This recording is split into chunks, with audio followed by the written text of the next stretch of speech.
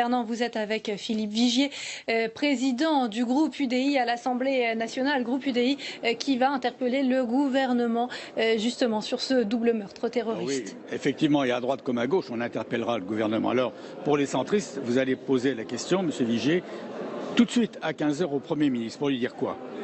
Pour lui dire tout d'abord notre émotion, qu'elle est voir ce drame qui est intervenu hier avec 2 policiers qui ont été tués chez eux, laissant un enfant de 3 ans orphelin.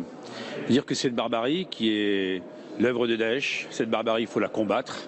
Et une pensée d'abord émue pour la famille, naturellement, de ces policiers qui ont été tués, pour aussi tous les policiers, tous les gendarmes, tous ceux qui assurent notre sécurité au quotidien, qui font un travail difficile, qui le font avec courage, qui le font avec professionnalisme et abnégation. Ça veut dire aussi qu'il faut lutter sans merci contre Daesh. Et Bernard Cazeneuve a annoncé un certain nombre de mesures ce matin, comme celle permettant aux policiers de rentrer avec leurs armes chez eux. C'est une bonne mesure qu'on avait proposée, qu'il reprend, et j'en suis heureux. Mais il faudra aussi aller plus loin, tirer naturellement des conclusions de cette enquête qui a lieu. Le procureur Molins vient de s'exprimer, il y a eu des failles.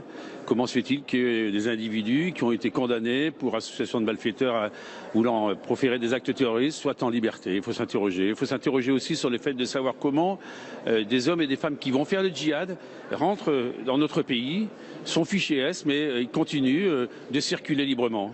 Voilà, donc sans esprit polémique, dans un esprit d'unité nationale, avec la volonté de mieux protéger les Français, j'interrogerai le Premier ministre et le ministre de l'Intérieur.